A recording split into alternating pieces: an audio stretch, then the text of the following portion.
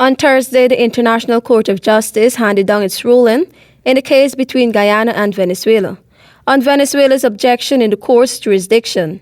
The court rejected Venezuela's objection and upheld its jurisdiction to decide the case by a vote of 14-1. This means the court will now proceed to decide the dispute between the two states on the merits and ultimately issue a final and binding determination on the validity of the 1899 Arbitral Award that fixed the land boundary between Venezuela and the then British Guyana. Venezuela and the United Kingdom recognized the validity of the Arbitral Award and its resulting international boundary for more than 60 years.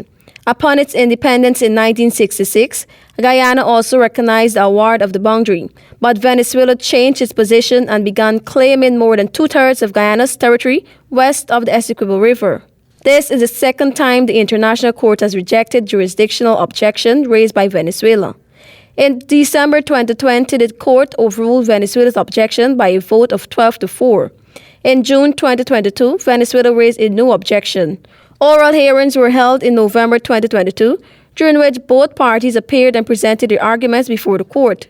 Thursday's ruling disposed of the objection and will require Venezuela to submit its written pleadings on the merit of the case.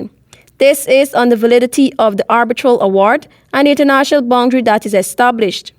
Following the ruling, President Irfan Ali said Guyana remains confident that its long-standing international boundary with Venezuela will be confirmed by the court. Guyana has always been fully committed to the peaceful resolution of the dispute with its neighbor and sister republic in accordance with international law. The president reminded that after failing to achieve a diplomatic settlement through talks mediated by United Nations Secretary General, over more than 2 decades, Guyana brought the matter to the International Court of Justice for a final and binding determination.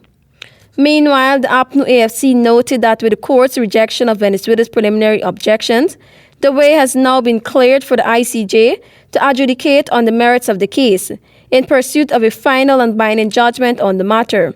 Tiana Cole reporting for the HGP Nightly News.